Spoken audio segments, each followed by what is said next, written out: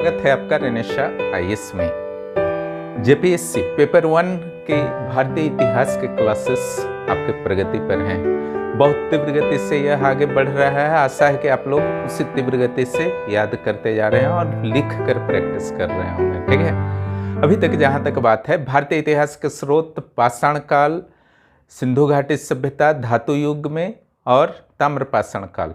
ठीक है, धातु युग में दो चीज हो गया, सिंधु घाटी सभ्यता कांस्य युग है और ताम्रपाषाण काल। उसके बाद हम लोगों ने पढ़ा वैदिक काल और उत्तर वैदिक काल। अब जो हम लोग पढ़ेंगे उत्तर वैदिक काल के बाद क्या हुआ कि लोहा का आविष्कार हो चुका था उत्तर वैदिक काल में। 1050 ईस्वी पूर्व में आपको पता है कि भारत में पहली बार रत्नजी खेड़ा से लोहे के प्रथम साक्ष्य प्राप्त होते हैं, जिसे वैदिक साहित्यों में कृष्ण अयस या श्याम अयस कहा गया है। ठीक है, अयस धातु के लिए यूज होता है, श्याम मीन्स काला, कृष्ण मीन्स काला। जब लोहा का आविष्कार हुआ तो इसने क्रांतिकारी परिवर्तन ला दिया। मध्य गंगा मैदान जो जंगलों से भरे पड़े थे, वहाँ फटाफट कटिंग करना आसान हो गया, जंगलों की कटाई करना आसान हो गया, कृषि भूमि का विकास आसान हो गया। इन्हीं परिस्थितियों में आपको पता ही है कि ऋग्वेद के 10वें मंडल के पुरुष सूक्त में देखते हैं कि ब्राह्मण, क्षत्रिय, वैश्य और शूद्र जैसे विभाजन ऋग्वैदिक काल से ही शुरू हो गए थे। हालांकि वर्ण का अर्थ पहले रंग था, बाद में यह जाति के स्वरूप लिया और यह बुद्ध काल तक क्षत्रिय और ब्राह्मण के बीच कुछ न कुछ हल्के फुल्के विवाद रहे, समझौते होते रहे, लेकिन अंततः क्षत्रिय ब्राह्मणों के प्रभुत्व को स्वीकार नहीं कर पाए। कारण था कि बौद्ध और जैन जैसे धर्मों का विकास जो है क्षत्रियों के द्वारा ही किया गया। चाहे महावीर हो या बुद्ध भगवान, दोनों क्षत्रिय थे और दोनों के द्वारा वर्ण व्यवस्था में क्षत्रियों को ऊपर रखा गया। और दूसरी ओर लोहा का जो आविष्कार आपका हुआ था, जिससे कृषि भूमि आपके काफ़ी विकसित हुए थे और पशुओं की आवश्यकता हो रही थी, इसलिए उपनिषद में विरोध पहले किया ही जा चुका था और आपका ऋषि धगतमस जो है पहले सुधारक माने जाते हैं, तो उन्होंने कर्मकांड, बलि प्रथा इत्यादि का विरोध किया। यही सब विरोध जो है इस समय के 6ठी सदी ईस्वी के जितने भी संप्रदाय थे उनके द्वारा किया गया, चाहे बौद्ध हों, जैन हों और भी बहुत सारे संप्रदाय थे, हम लोग पढ़ेंगे। लेकिन एक चीज़ और ध्यान रखिएगा, सिर्फ भारत में इस समय धार्मिक सुधार आंदोलन नहीं हुए, बल्कि पूरे विश्व में हो रहे थे।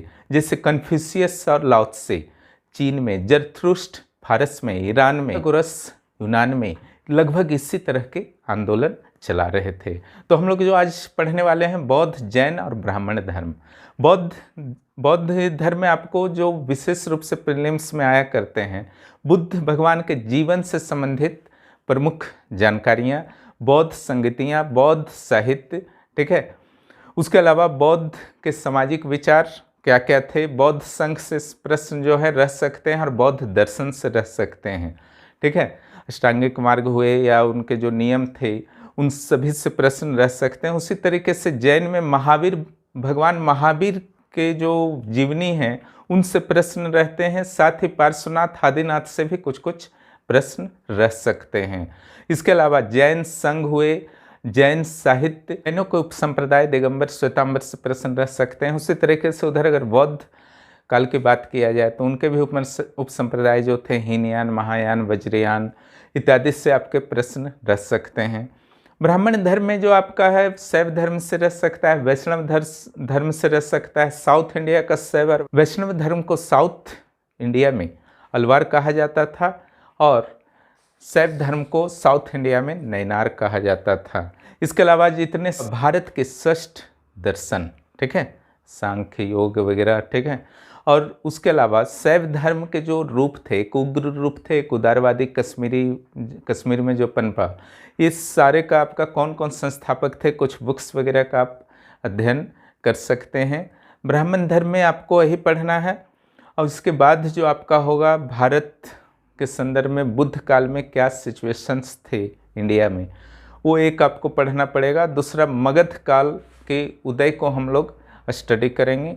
फिर भारत पर विदेशी आक्रमण जो आपका प्रारंभ हुआ, यानी कि फारस का सबसे पहले विदेशी आक्रमण हुआ था, डेरियस या साइरस के द्वारा जो अटैक किया गया था, उसका स्टडी हम लोग कर सकते हैं। ठीक है, हल्का हल्का स्टडी कर लेना चाहिए तो क्रम नहीं टूटता है इतिहासकार। दूसरी ओर आपका सिकंदर का आक्रमण, यहाँ से बहुत कुछ आपका प्रश्न बनता है। उसके बाद हम लोग मौर्य साम्राज्य में इन करेंगे, मगध साम्राज्य में ही नंद साम्राज्य को पढ़ लिया जाएगा, ठीक है।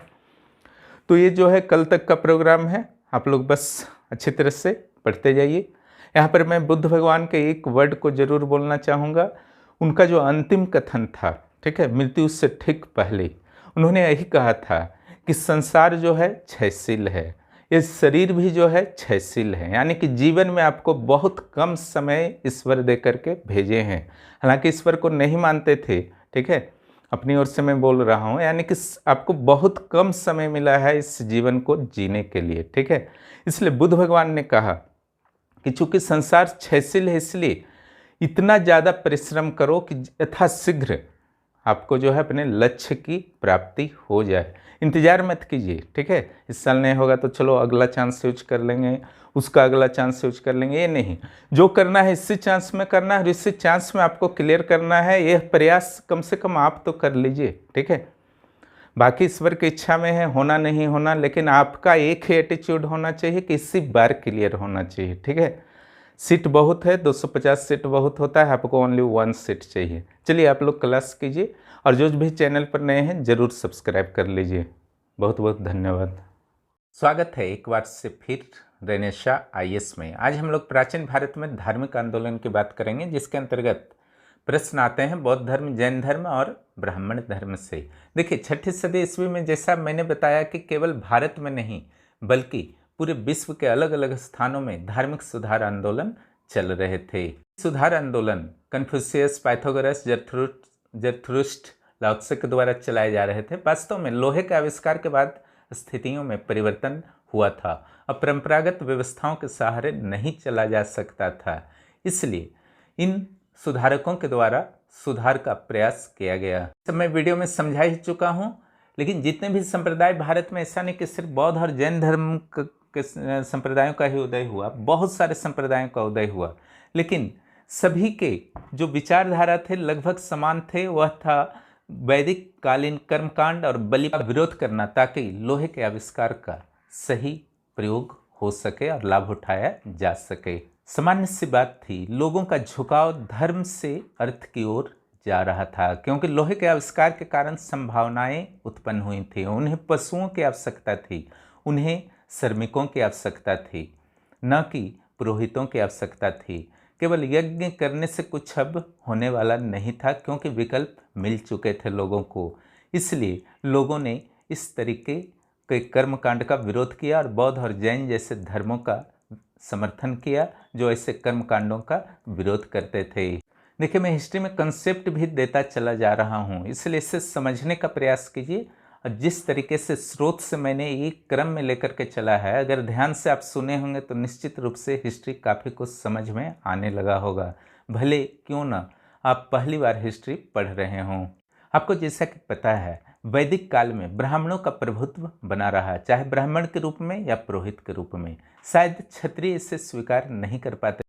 यही कारण था कि बौद्ध और जैन जैसे धर्म क्षत्रियों द्वारा ही स्थापित किए गए थे, क्योंकि बुद्ध भगवान और महावीर दोनों क्षत्रिय थे और इन्होंने जो वर्ण व्यवस्था को तो मान्यता दी, पूरी तरह से नहीं मान्यता दी थी, लेकिन जो मान्यता दी कर्म आधारित, उसमें क्षत्रियों को ऊपर रखा और ब्राह्मणों को नीचे रखा। बौद्ध धर्म को हम लोग देखेंगे ABCD के रूप में मेन पॉइंट्स रहेंगे और उसके अंदर जो सब पॉइंट्स होंगे 1 2 3 4 में होंगे। आप लोग कंफ्यूज मत कीजिएगा। चलिए पहला मेन पॉइंट है बौद्ध धर्म संक्षेप में, ठीक है। इसमें विशेष रूप से बुद्ध भगवान की जानकारी इसमें दी गई है आपको। तो इनका असली नाम सिद्धार्थ था और उपाधि शाक्य मुनि और तथागत। इनका जन्म 563 ईस्वी में रुमिनदेई कपिलवस्तु में, नेपाल में, और इनकी मृत्यु 483 ईस्वी पूर्व में उत्तर प्रदेश के कुशीनगर में। अगर पूछा जाता है कितना जीवन, कितना उम्र था उनका मृत्यु के समय में, तो 80 साल हो जाएगा, ठीक है। ईस्वी पूर्व जो है उल्टा चलता है, 0 की ओर बढ़ता है। बुद्ध की मृत्यु माना जाता है कि चुंद नामक सुनार के घर में सुअर मांस खाने से हुई थी। इनका अंतिम शब्द था संसार क्षयशील है, परिश्रम कर जल्द से जल्द अपने लक्ष्य को प्राप्त कर लो। बुद्ध के मृत्यु के बाद इनके भस्म को 8 भागों में विभाजित कर 8 स्तूपों का निर्माण किया गया। हालांकि अशोक ने कई स्थानों पर स्तूपों का निर्माण किया। इन 8 स्तूपों में जो भी राख वगैरह था, जो भी अवशेष बचा हुआ था, उसी के आधार पर। देखिए, बुद्ध भगवान का सामान्य परिचय दिया गया था। पिता शुद्धोधन, माता महामाया, विमाता यानी कि सौतेली माँ गौतमी, इन्हीं के नाम पर गौतम पड़ा है बुद्ध का, गौतम बुद्ध। हालांकि ये काफ़ी प्यार करते थे बुद्ध को, सौतेली होते हुए भी। क्षत्रिय वर्ण से संबंधित थे बुद्ध और शाक्य कुल से संबंध रखते थे। इनकी पत्नी थी यशोधरा, पुत्र राहुल, चचेरा भाई देवव्रत और घोड़े का नाम कंथक, सारथी का नाम चाण। ये सब एकदम कंठस्थ रखे। तो चल रहा है ए नंबर, सामान्य परिचय के अंतर्गत। बुद्ध भगवान के गुरु का नाम अलार कलाम और रुद्रक राम पुत्र था। अलार कलाम से ही बुद्ध को उपनिषद की शिक्षा प्राप्त हुई और तपस्या के बाद सुजाता ने इन्हें खीर खिलाया था। देखिए, उपनिषद की शिक्षा इन्होंने बचपन में ही प्राप्त कर ली थी। यही कारण है कि बौद्ध धर्म के बहुत सारे सिद्धांत जो हैं उपनिषदों से मिलते हैं। कहीं कहीं कुछ बर्तनी मिस टाइपिंग हो जाता है, उससे आप लोग सुधार लेंगे, ठीक है। बुद्ध भगवान 29 वर्ष की आयु में गृह त्याग किया। इसे महाभिनिष्क्रमण कहा जाता है, याद रखिएगा। अब 35 वर्ष की आयु में इन्हें ज्ञान की प्राप्ति हुई, निर्वाण की प्राप्ति हुई। गृह त्याग जो है अमावस की रात को किया। बाकी जितनी भी प्रमुख घटनाएं इनकी हैं जीवन की, सभी वैशाख पूर्णिमा में हैं। बुद्ध भगवान निरंजना नदी के किनारे उरुवेला नामक गांव में अश्वत्थ वृक्ष के नीचे ज्ञान प्राप्त करते हैं 35 वर्ष की आयु में। उरुवेला गांव मीन्स बोधगया। बुद्ध भगवान की जन्म हो, ज्ञान प्राप्ति हो, मृत्यु हो, यह वैशाख पूर्णिमा में हुआ था। केवल महाभिनिष्क्रमण जो था अमावस्या में हुआ था। ऐसे भी घर से उनको भागना था तो पूर्णिमा में तो नहीं निकलते। सारनाथ के पास मृगदाव नामक स्थान में 5 पुराने साथियों अश्वजीत, उपाली, मोगलता, सारीपुत्र, आनंद को इन्होंने पहली बार उपदेश दिया। इस घटना को महाधर्म चक्र परिवर्तन कहा गया। कश्यप के नेतृत्व में 1000 भिक्षुओं का एक संघ बनाया गया। प्रारंभ में इस संघ में महिलाओं का प्रवेश वर्जित था, लेकिन आनंद के आग्रह पर बुद्ध भगवान ने महिलाओं के प्रवेश को अनुमति दी। इसके बारे में डिटेल हम लोग बौद्ध संघ में थोड़ी देर बाद पढ़ते हैं। और 4 दृश्य जो बुद्ध भगवान के जीवन को बदल डाला। बूढ़ा रोगी, लाश, सन्यासी, आप लोग जानते ही होंगे। 11 नंबर आ जाइए समान परिचय में। बुद्ध भगवान के समकालीन कुछ व्यक्ति। बिंबिसार और प्रसेनजित दोनों के समकालीन थे। अंगुलीमाल डाकू का कहानी तो बचपन से आप लोग सुने ही होंगे। एक चुंद सोनार था और भी बहुत सारे लोग थे, लेकिन इतना याद कर लीजिएगा। दुराचारी व्यक्ति जिसने बुद्ध की तपस्या को भंग करने का प्रयास किया, मार। और सिर्फ मार नहीं आया था, अपनी पुत्रियों को साथ लेकर के आया था। और यह थी, इनका नाम था कामना, आनंद, वासना। इसे आप प्रतीक समझ सकते हैं, ठीक है। इनको जो है आपका विलासिता में जीने को प्रयास कराया गया कुछ लोगों के द्वारा, कुछ वासना में डालने का, किसी ने इच्छा में डालने का। तो इस रूप में प्रतीक के रूप में इसे केवल लिखा गया है। ऐसा कुछ नहीं था कि मार नामक कोई राक्षस था, उनकी पुत्रियां थीं, ठीक है।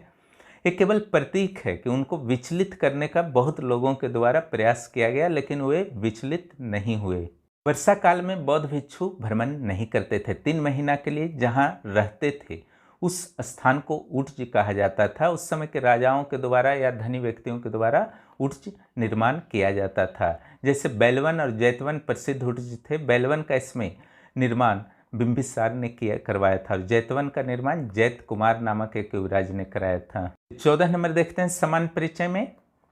ये बुद्ध के जीवन से कुछ प्रतीक हैं जुड़े हुए। हीनयान है, 2 होता है, हीनयान महायान। हीनयान लोगों के द्वारा मान्यता प्राप्त है। ये हाथी बुद्ध के गर्भ में आने का प्रतीक, सांड यौवन का प्रतीक, घोड़ा गृह त्याग का प्रतीक और शेर समृद्धि का प्रतीक। इसी तरीके से चक्रम पदयात्रा का प्रतीक है, स्तूप महापरिनिर्वाण का प्रतीक है, वृक्ष ज्ञान का प्रतीक है। देखिए, बौद्ध भिक्षुओं का कभी कभी दाह संस्कार भी किया गया था। उनकी चिता पर जो संरचना बनाई जाती थी वो अभी पूजनीय मानी जाती है बौद्ध धर्म में। उसी को चैत्य कहा गया है। इसका विशेष आकृति होता है, यह मुख्य परीक्षा में पढ़ा जाएगा मौर्योत्तर काल में।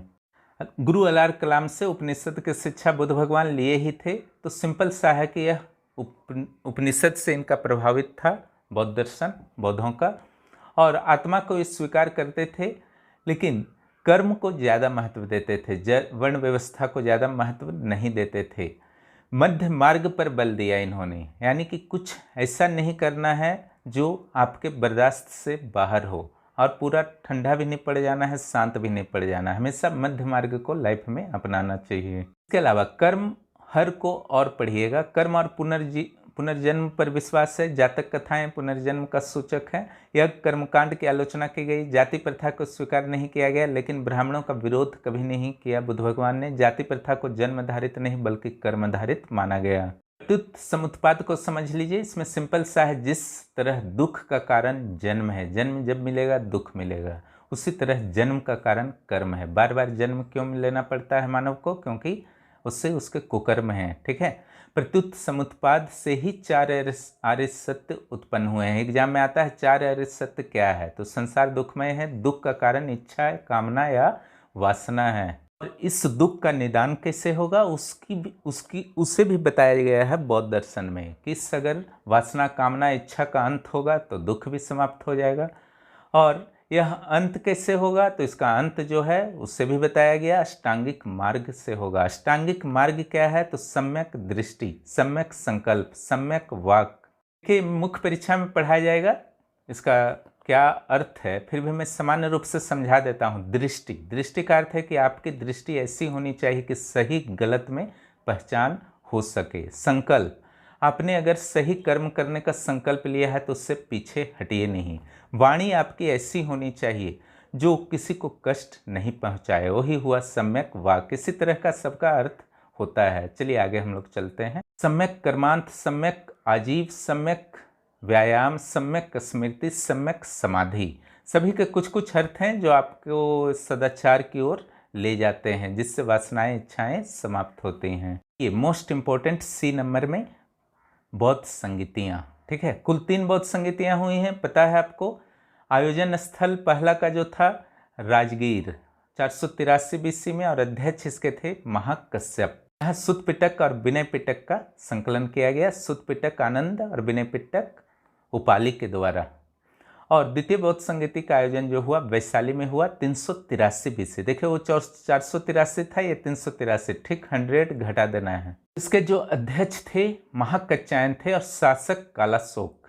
यहाँ विशेष जो था हीनयान अस्थिवीरवादियों और महासंघिकों में विभाजित हो गया। महासंघिकों के द्वारा ही भविष्य में महायान की उत्पत्ति की संभावना बनी। हालांकि महासंघिक हीनयान का ही पाठ था, इसे महायान मत समझिए। तृतीय बौद्ध संगीति देखते हैं, ये पाटलिपुत्र में हुआ। यह भी ईस्वी पूर्व में ही हुआ है 255। अध्यक्ष मोगालीपुत्र तिस राजा अशोक। हालांकि किसी भी अभिलेख में अशोक ने इस बौद्ध संगीति का विवरण नहीं दिया है, लेकिन इसी का यह अवश्य है कि अशोक के काल में ही तृतीय बौद्ध संगीति का आयोजन हुआ है।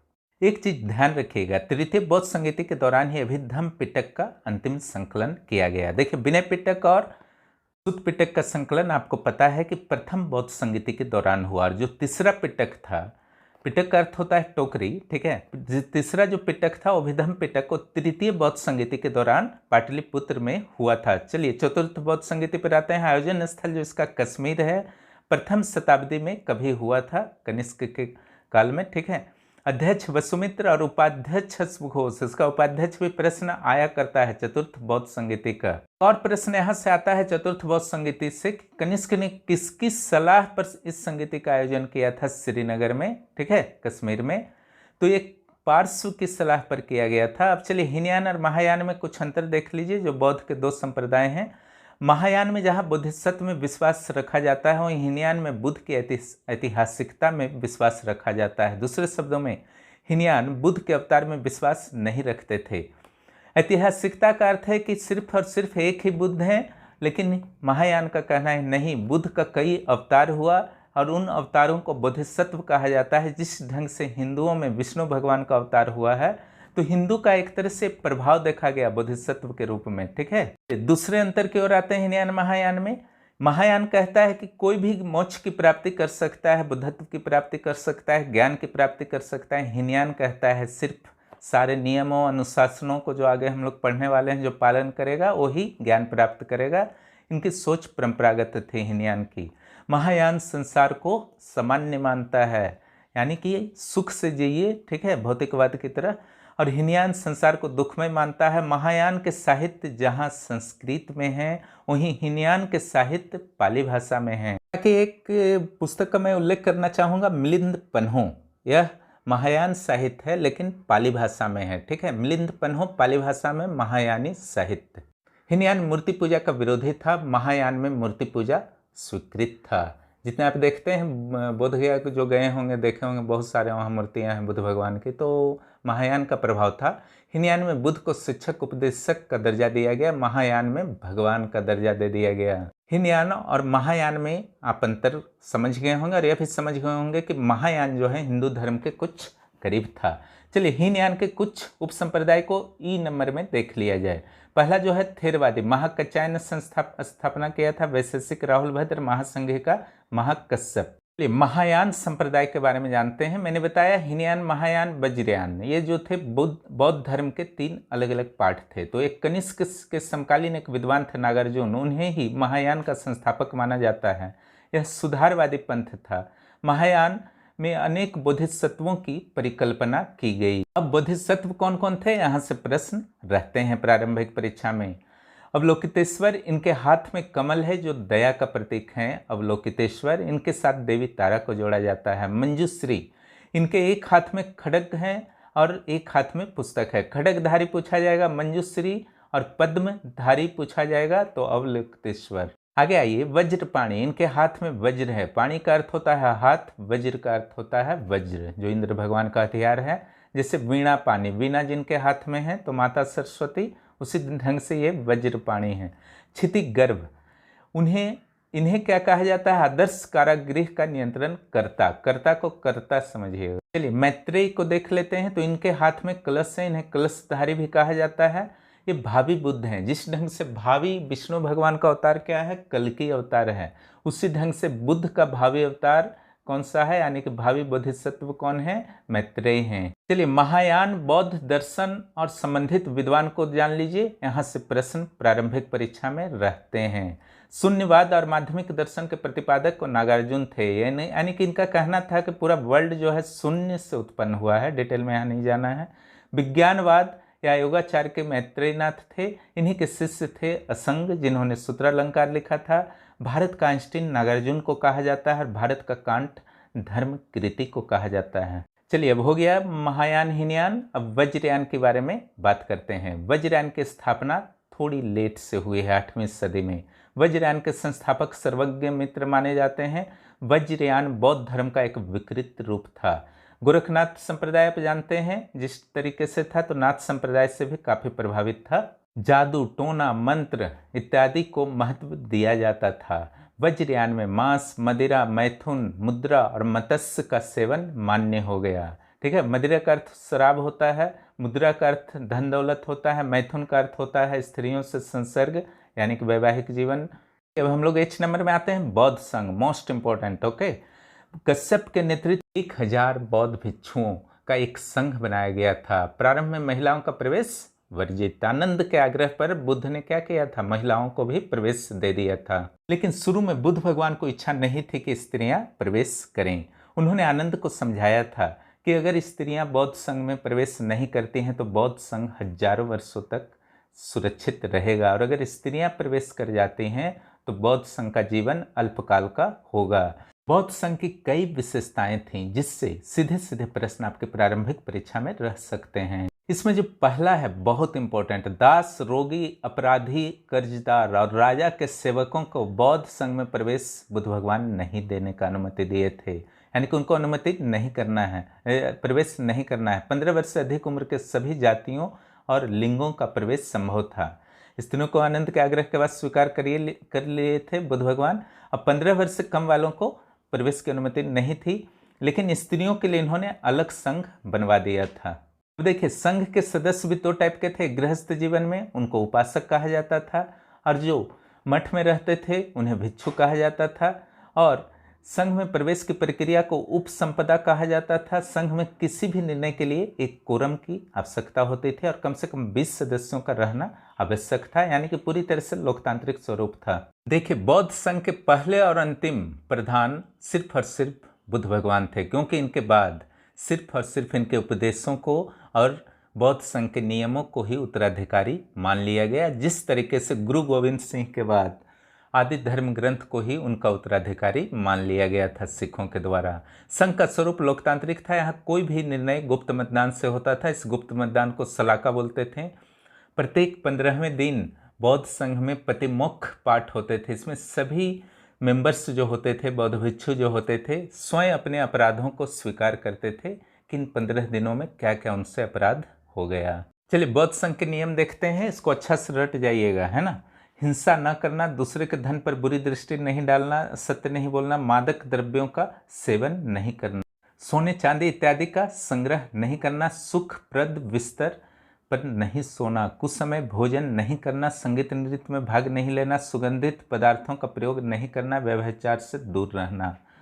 कहीं कहीं गलत बर्तनी है तो जो मैं बोलता हूँ उससे आप लोग सही मानेंगे। बौद्ध भिक्षुओं को अपने साथ 8 पदार्थ हमेशा रखने पड़ते थे। पहला 3 हो गया वस्त्र, 1 हो गया धोती, 1 हो गया भिक्षा पात्र और 1 हो गया उस्तरा, 1 सुई और 1 पानी छानने का वस्त्र। इस प्रकार टोटल 8 हो गए। कंफ्यूज मत कीजिएगा, शुरू में 3 वस्त्र है, वहां से 2 एक्स्ट्रा जुड़ेगा। चलिए बौद्ध संघ में प्रवेश कैसे मिलता था उसको जान लीजिए। प्रारंभ में श्रवण के रूप में मान्यता दी जाती थी, यानी कि जो नया नया आते थे। फिर 10 वर्ष के बाद भिक्षुक के रूप में मान्यता मिलती थी। ये H नंबर हम लोग पहुंच गए हैं बौद्ध साहित्य। ठीक है, यहाँ पर पहले हम लोग हीनयान संप्रदाय के साहित्य को देखेंगे जो मुख्य रूप से पाली भाषा में थे।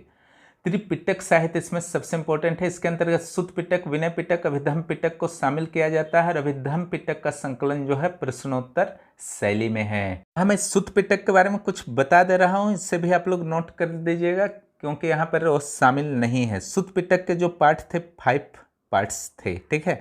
उसमें शामिल था दीघ निकाय, मंझिम निकाय, संयुक्त निकाय, खुद्दक निकाय और अंगुत्तर निकाय। अंगुत्तर निकाय में ही 16 महाजनपदों का विवरण दिया गया है और अंगुत्तर निकाय जो है सुत्त पिटक का ही पार्ट है। ठीक है। दीघ जैसा कि नाम से पता चल रहा है बड़ा, दीघ माने बड़ा, दीर्घ, ठीक है, इसलिए यहाँ पर बड़े बड़े उपदेशों का संकलन था। मंझिम में छोटे छोटे उपदेशों का संकलन था। इसके अलावा सामान्य रूप से अगर हम लोग देखें तो सुत्त पिटक में उपदेश, विनय पिटक में नियम और अभिधम्म पिटक में बौद्ध दर्शन का प्रश्नोत्तर शैली में विवरण है। धार्मिक शिक्षा का सर्वाधिक प्राचीन संग्रह सुत्त पिटक के अधीन आने वाला सुत्त निपात में है। ठीक है, सुत्त निपात में गाय को अन्नदा, वर्णदा और सुखदा कहा गया है। सुत्त पिटक के अंतर्गत जातक कथाएं शामिल हैं। ठीक है, इसमें बुद्ध भगवान के पूर्व जन्मों का विवरण है और इसकी रचना जो हुई थी 200 BC, 200 ईस्वी पूर्व में। पाली में लिखित मिलिंद पन्हो, इसे महायान और हीनयान दोनों में शामिल किया जाता है। इसमें ग्रीक राजा मिनांडर और बौद्ध भिक्षु नागसेन के बीच वार्ता है। Most important book. Okay, Buddha Ghosh के द्वारा लिखित विशुद्ध मग भी हीनयान साहित्य में शामिल होंगे। महायान साहित्य अष्टप्रज्ञा पारमिता एक पुस्तक है और नागार्जुन के द्वारा लिखा गया है जो संस्थापक थे महायान के। अवदान कल्पना क्षेमेंद्र के द्वारा लिखा गया है, जबकि बुद्धचरित सौदरानंद और सूत्रालंकार अश्व घोष के द्वारा। इसके अलावा भी बहुत सारे बुक है। आप इतना अगर याद कर लेते हैं तो एक्स्ट्रा बुक भी आप लोग जरूर याद कर लेंगे।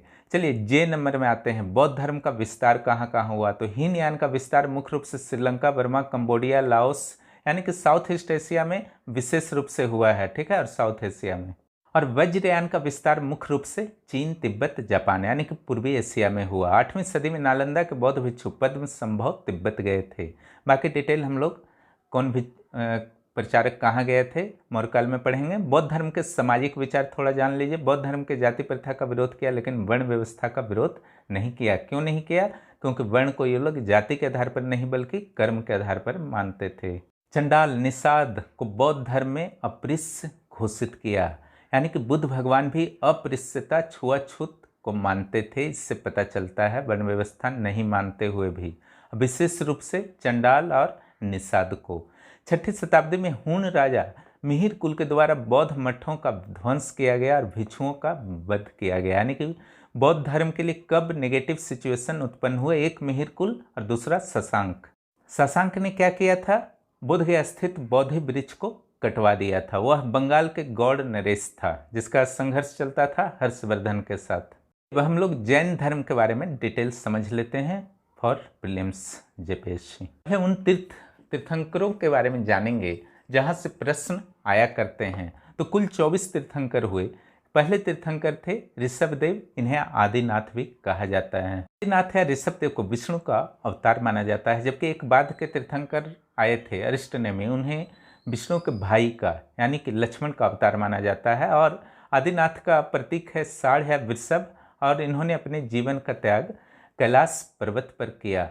दूसरे तीर्थंकर अजितनाथ थे, इनका प्रतीक हाथी है। तीसरे तीर्थंकर संभवनाथ हैं। संभवनाथ का प्रतीक किसे माना जाता है? घोड़ा को माना जाता है। 19वें तीर्थंकर हुए मल्लीनाथ, इन्हें दिगंबर पुरुष मानते हैं जबकि श्वेतांबर स्त्री मानते हैं। 21वें तीर्थंकर हुए नेमिनाथ। नेमिनाथ का प्रतीक जो था कांचशील यानी कि शंख था। और 23वें तीर्थंकर हुए पार्श्वनाथ। पार्श्वनाथ का प्रतीक था सांप। पार्श्वनाथ के बारे में थोड़ा जानकारी रख लिया कीजिए। इनके पिता का नाम अश्वसेन था, माता का नाम रानीवामा था, और ये वैदिक कर्मकांड और बहुदेववाद के प्रबल विरोधी थे। पार्श्वनाथ के द्वारा कुल 4 व्रत शामिल किया गया और इनके द्वारा निग्रंथ नामक का धर्म शुरू किया गया, जिसका नाम बाद में जैन धर्म कर दिया गया महावीर ने। और ये जो 4 व्रत थे, अहिंसा, अचौर्य, अपरिग्रह, सत्यवादिता, ये चारों में ही ब्रह्मचर्य को जोड़ा बाद में महावीर ने। इस प्रकार 5 व्रत हुए, जिसे 5 महाव्रत भी कहा जाता है। अब चलिए हम लोग आते हैं 24वें तीर्थंकर महावीर के बारे में। इनका प्रतीक चिन्ह सिंह है और ये जैन धर्म के प्रवर्तक हैं, यानी कि निग्रंथ धर्म जो था पहले वह अब जैन धर्म में बदल चुका था। महावीर जैन से संबंधित कुछ महत्वपूर्ण तथ्य के बारे में जान लीजिए।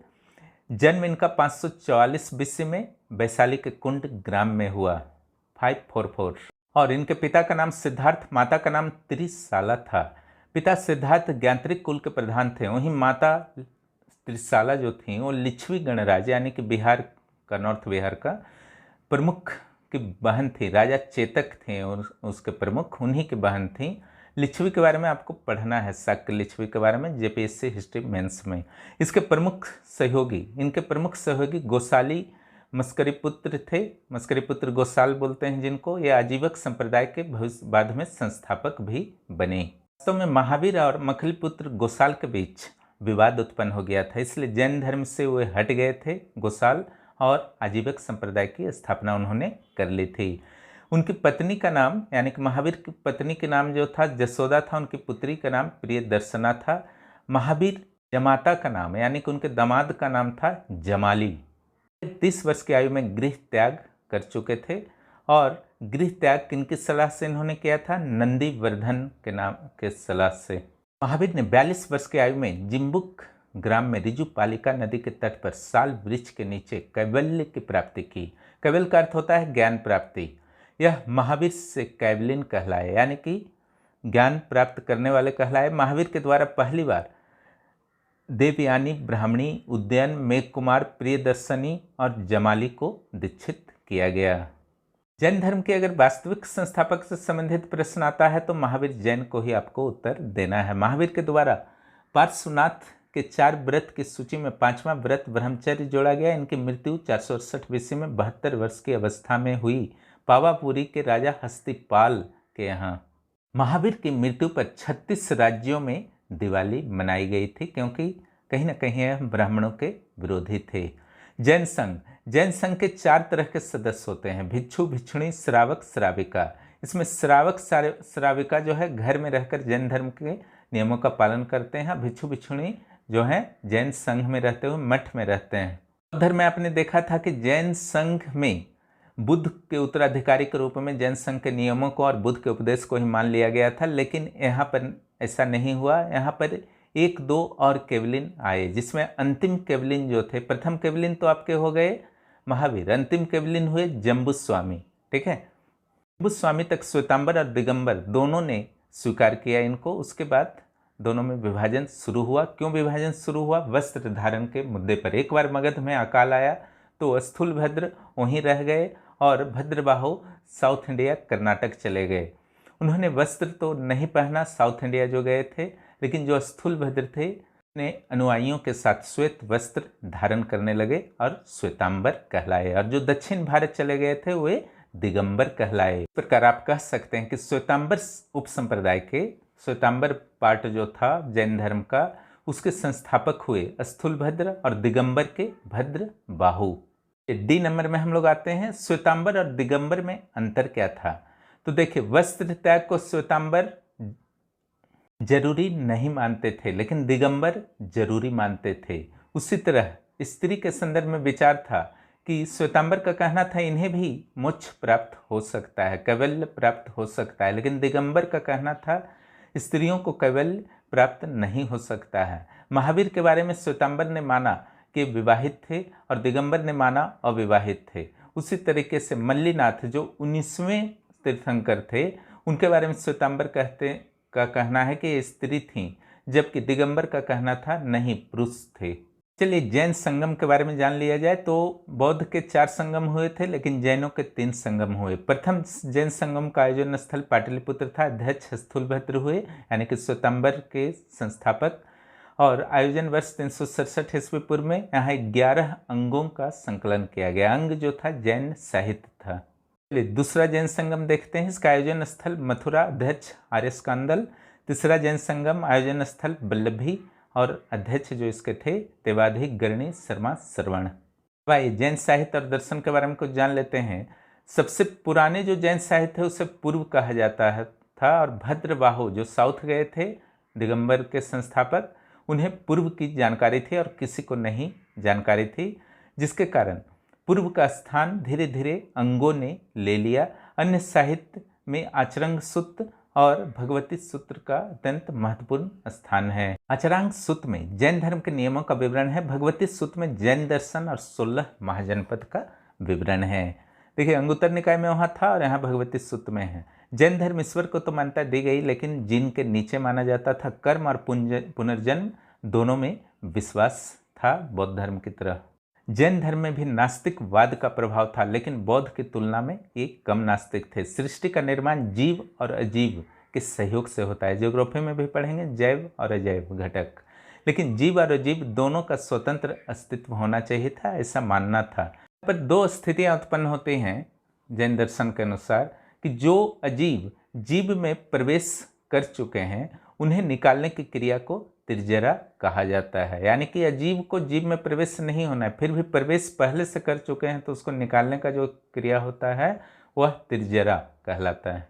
धर्म से जुड़ा हुआ है निकांतवाद और स्यादवाद जैसे सिद्धांत, यानी कि सत्य सिर्फ और सिर्फ एक है। और डिटेल नहीं जानना है। ज्ञान के 5 प्रकार होते हैं, मति, श्रुति, मनःपर्याय, अवधि, कैवल्य। ठीक है।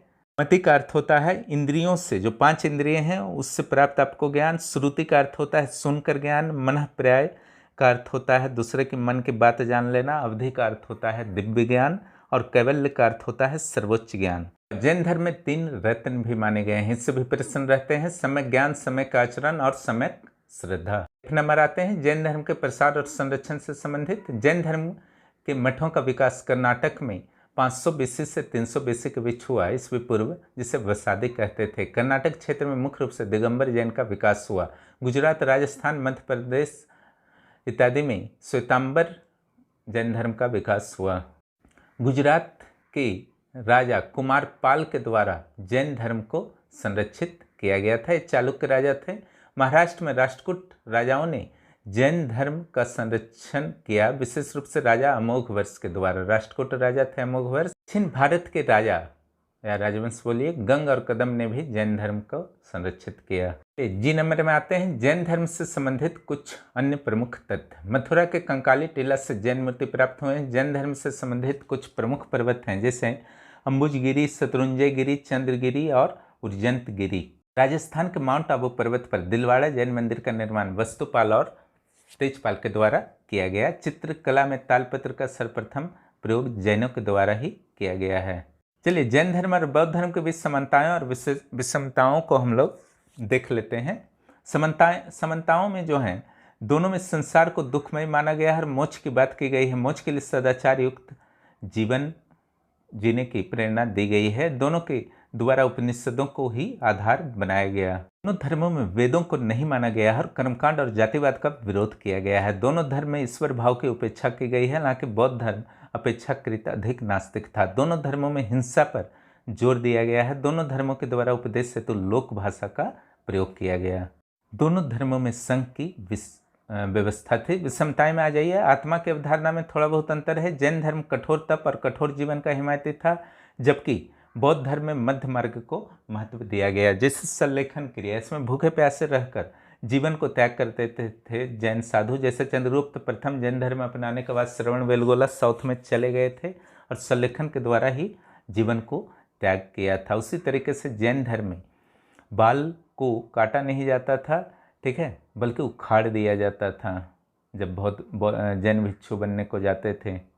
और भगवान बुद्ध ने नंगे बदन घूमने की भर्त्सना की थी। जैन धर्म में अहिंसा कट्टरता का रूप धारण कर लेता है। इस प्रकार जैन धर्म समाप्त होता है। चलिए अब हम लोग ब्राह्मण धर्म को समाप्त करते हैं। ब्राह्मण धर्म से बहुत सारे ऐसे तथ्य हैं और अवधारणाएं हैं जो आपके प्रारंभिक परीक्षा के लिए महत्वपूर्ण हैं। इसका पहले हम लोग ए नंबर में सामान्य परिचय कर लेते हैं। वैदिक धर्म के आधार पर ही ब्राह्मण धर्म का और भागवत धर्म का उदय 400 ईस्वी पूर्व में हो चुका था। त्रिमूर्ति की अवधारणा जो पूरी तरह से स्पष्ट हुई, यह वैदिक काल में तो नाम आया है, लेकिन गुप्त काल में पूरी तरह से स्पष्ट हुई है। और ब्राह्मण धर्म में देवताओं के कुल 4 युग माने गए हैं: सतयुग, त्रेता युग, द्वापर युग और कलियुग। धर्म में कई तरह के देवी और देवताओं को मान्यता दी गई थी, जिसमें कुछ अननोन लोगों का कलेक्शन मैंने दे दिया है। बाकी कुबेर वगैरह, यम, ये सब तो आप लोग जानते ही हैं। दिति दैत्यों की माता, निरत्री दुर्भाग्य और पतन की देवी, यानी कि दुर्भाग्य पतन से बचना है तो माता निरत्री की पूजा कीजिए। शीतला छोटे चेचकों की देवी, श्री या लक्ष्मी संपदा और सुंदरता की देवी। शिकारियों की देवी यक्ष रहस्यमयी जीव थे, उसी तरह से यक्षिणी भी होते थे रहस्यमयी महिला जीव। गंधर्व धार्मिक संगीतकार। वैष्णव धर्म के अंतर्गत विष्णु की कई अवतारों का वर्णन है। इन अवतारों का क्रम आपको याद कर लेना है। ब्राह्मण में विष्णु के प्रथम अवतार को मत्स्य अवतार बताया गया है और भागवत गीता में जो 10 अवतार दिए गए हैं, मत्स्य, कूर्म, वराह, नरसिंह और परशुराम, राम, कृष्ण, कल्कि, ठीक है। पंचरात्र संप्रदाय का नाम आता है तो इसके संस्थापक संदिल्य थे, जिन्होंने कृष्ण भक्ति को महत्व दिया, कृष्ण भक्ति से ही जुड़ा हुआ था। वैखानस संप्रदाय, विखानस के द्वारा विष्णु उपासक भी थे। तिरुपति और कांची के मंदिरों में आज भी इस संप्रदाय के ब्राह्मण पूजन करते हैं। चलिए 8 नंबर आते हैं। अलवार और नैनार के बारे में जान लीजिए। दक्षिण भारत के वैष्णव संतों को अलवार कहा जाता था और शैव संतों को नैनार। कुल 12 अलवार संत हुए दक्षिण भारत में, जिसमें प्रमुख है नमलवार और तिरुमलिसाय। कुल 63 नैनार संत हुए, यानी कि शैव के भक्त। इनमें संबंधवार और बिन बुक्कारास प्रमुख थे। बी नंबर में हम लोग आते हैं भागवत धर्म। भागवत धर्म के केंद्र में भक्ति और समर्पण था। इस धर्म की पर्याप्त जानकारी भागवत गीता से प्राप्त होते हैं। भागवत धर्म में नारायण, वासुदेव, कृष्ण इत्यादि के पूजन होते थे। ये सभी एक दूसरे के पर्यायवाची हैं। कृष्ण का सर्वप्रथम उल्लेख छांदोग्य उपनिषद में आया है। मेगास्थनीज ने कृष्ण को हेराक्लीज की संज्ञा दी है। वहीं हेलियोडोरस मध्य प्रदेश के बेस नगर में गरुड़ ध्वज की स्थापना के समय स्वयं को भागवत कहा है, ठीक है। भागवत धर्म के पंचवृष्णी वीर से प्रसन्न रहते हैं। वासुदेव, संकर्षण। वासुदेव जो थे वसुदेव और देवकी के पुत्र थे। संकर्षण कृष्ण के पुत्र थे, कृष्ण और रोहिणी या वासुदेव और रोहिणी। दुम्न वासुदेव और रुक्मिणी के पुत्र थे। सांब वासुदेव और जाम्बवती के पुत्र थे। अनिरुद्ध कृष्ण के पुत्र प्रद्युम्न के पुत्र थे, ठीक है, यानी कि कृष्ण के पोते या पुत्र थे, जो को ही पंचवृष्णी वीर कहा जाता है।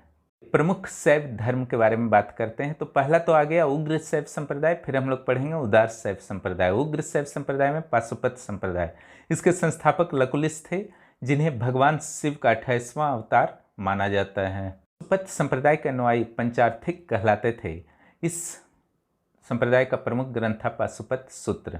दूसरा था उग्र शैव संप्रदाय, कालामुख या कपाली। इसका विस्तार जो है कर्नाटक में हुआ था। तीसरे उग्र संप्रदाय लिंगायत संप्रदाय के बारे में जान लीजिए। इसके संस्थापक वासव थे, जो कलचुरी राजा विज्जल के प्रधानमंत्री थे। और लिंगायत संप्रदाय में पुजारियों को जंगम कहा गया। इस संप्रदाय ने विधवा विवाह का समर्थन किया। पुरी संप्रदाय, इसके अनुयायियों को ब्रह्मचर्य का पालन करना पड़ता था और ये मल का सेवन भी करते थे। गोरखनाथ संप्रदाय, इसे कनफत योगी संप्रदाय भी कहते हैं। नेपाल गोरखपुर में यह संप्रदाय अत्यंत प्रसिद्ध था। जो योगी आदित्यनाथ हैं उत्तर प्रदेश के मुख्यमंत्री, इसी संप्रदाय से संबंध रखते हैं। उदारवादी शैव संप्रदायों के बारे में जान लिया जाए। प्रत्यभिज्ञ संप्रदाय, इस संप्रदाय के संस्थापक वासुगुप्त थे। वास्तु नहीं, वासुगुप्त पढ़िएगा। स्पंद शास्त्र संप्रदाय, यह कलात और सोमानंद थे इसके संस्थापक। ये सब उदारवादी है, कश्मीर में पनपा। तीसरे उदारवादी को देखते हैं, शुद्ध शैव संप्रदाय, श्रीकांत शिवाचार्य इसके संस्थापक थे और यह रामानुज के विशिष्ट अद्वैतवाद पर आधारित था। कुछ अन्य संप्रदायों को हम लोग जान लेते हैं डी नंबर में। अन्य प्रमुख संप्रदाय जो विकसित हुए आपके परीक्षा के लिए अत्यंत महत्वपूर्ण है। आजीवक या नियतिवाद, नंदवच किस्संकिच इसके संस्थापक थे, लेकिन वास्तविक संस्थापक मखलीपुत्र गोसाल को माना जाता है। और जो आपके मखलीपुत्र गोसाल थे वो महावीर जैन के दोस्त रहे थे, लेकिन फिर विवाद होने के बाद इन्होंने आजीवक संप्रदाय या नियतिवाद का स्थापना कर लिया था। आजीवकों का उल्लेख पंतजलि ने भी किया है। तो नंबर आते हैं भौतिकवाद। भौतिकवाद के संस्थापक बृहस्पति या चरवाक थे। जयराशि भट्ट द्वारा लिखी गई तत्व पापलोसी भौतिक संप्रदाय का प्रमुख ग्रंथ है। ठीक है, ऋण लेके कंबल ओढ़ के सो जाओ भौतिकवाद का जो है आपका मूल मंत्र है। यानी कि जैसे भी जीना है, मस्ती से जीना है, चाहे ऋण लेकर के क्यों ना जीना पड़े। आइए अक्रियवाद, इसके पूर्ण कश्यप थे इसके संस्थापक और इसका विलय आजीवक संप्रदाय में बाद में हो गया। उच्छेदवाद या जड़वाद, इसके संस्थापक हुए अजित केस कैमलिन। संस्थापक को सारा बहुत अच्छी तरह से कर लीजिएगा। और यह संप्रदाय भारत का पहला भौतिकवादी संप्रदाय माना जाता है, जिसके आधार पर ही बाद में चरवाक और बृहस्पति ने भौतिकवाद की स्थापना की थी। अनिश्चितवाद या अनिश्चितवाद भी इसको बोलते हैं। संजय बेल्तीपुत्र इसके संस्थापक माने जाते हैं। चलिए छठे नंबर आते हैं सत्यवाद या अनुवाद। इसके संस्थापक पाकुड़ कत्यायन माने जाते हैं और इस संप्रदाय का विलय भी आजीवक संप्रदाय में हो गया। चलिए प्राचीन भारत के दर्शन को देखा जाए। ई नंबर, तो पहला दर्शन जो सबसे पुराना दर्शन है वह है सांख्य दर्शन। इसके संस्थापक कपिल मुनि थे और इसका प्रमुख ग्रंथ सांख्य कारक है। इसमें माना जाता है कि संसार का निर्माण प्रकृति से हुआ है। ईश्वर के अस्तित्व को स्वीकार इन लोग नहीं करते थे। दर्शन का प्रभाव बौद्ध और जैन धर्मों पर भी देखा गया है। दो नंबर आते हैं न्याय दर्शन। इस दर्शन के संस्थापक अक्षपद गौतम थे। न्याय सूत्र प्रमुख ग्रंथ है और कुसुमांजलि एक अन्य ग्रंथ है जो न्याय दर्शन से संबंधित है। अब तीसरे दर्शन पर आते हैं योग दर्शन। इसके संस्थापक पंतजलि हैं। पंतजलि के द्वारा लिखित योग सूत्र प्रमुख ग्रंथ है योग दर्शन का। आते हैं चौथे नंबर पर वैशेषिक दर्शन। इसके संस्थापक उलूक कणाद माने जाते हैं। न को न कर दीजिएगा मूर्धन न। संसार के सभी वस्तुओं अलग अलग छोटे छोटे कणों से मिलकर सभी पदार्थ बने हुए हैं, जिसे परमाणु कहा जाता है। इस प्रकार प्राचीन भारतीय इतिहास में परमाणु सिद्धांत की चर्चा कर दी गई थी। हालांकि पश्चिमी देशों के द्वारा इसे मान्यता नहीं दिया जाता। जब आते हैं मीमांसा, इसको पूर्व मीमांसा भी बोलते हैं। और मीमांसा भी सिर्फ आएगा तो उसका संस्थापक जैमिनी ही लिखना है और इसका प्रमुख ग्रंथ है जैमिनी मीमांसा। कुमारिल भट्ट और स्वामिन इस दर्शन के प्रमुख दार्शनिक थे। उत्तर मीमांसा, इसे मीमांसा नहीं कहा जाएगा, पूर्व मीमांसा को ही मीमांसा कहा जाएगा। ठीक है, और दर्शन के सभी स्कूलों में सबसे प्रमुख है और उत्तर मीमांसा को वेदांत भी कहा जाता है। इस दर्शन के संस्थापक बद्रायण थे और दर्शन कर्म और पुनर्जन्म के सिद्धांत में विश्वास करता है। इस दर्शन का प्रमुख ग्रंथ है बद्रायण का ब्रह्म सूत्र। शंकराचार्य ने इस दर्शन को शिखर पर पहुंचाया। विवेकानंद, अरविंद घोष, राधा कृष्णन इत्यादि वेदांत दर्शन से ही संबंधित है। अगर आधुनिक इतिहास में देखा जाए तो कई विद्वान वेदांत को स्वीकार करते थे और विवेकानंद ने अमेरिका में वेदांत की धूम मचा दी थी। तो इस प्रकार आज का जो क्लास था बौद्ध धर्म, जैन धर्म और ब्राह्मण धर्म अब समाप्त होते हैं और इससे आप लोग याद कर लीजिए। और कल के टॉपिक की घोषणा कर ही दी गई है, उससे कल आप लोग याद करेंगे। चैनल आपका अपना है, इसे सब्सक्राइब कीजिए, दोस्तों को भी इस चैनल के बारे में बता दीजिए और नोटिफिकेशन बेल को ज़रूर प्रेस कर दीजिएगा ताकि आपको तुरंत वीडियो मिल जाए। और वीडियो देखने के लिए बहुत बहुत धन्यवाद। फिर मिलते हैं अगले क्लास में।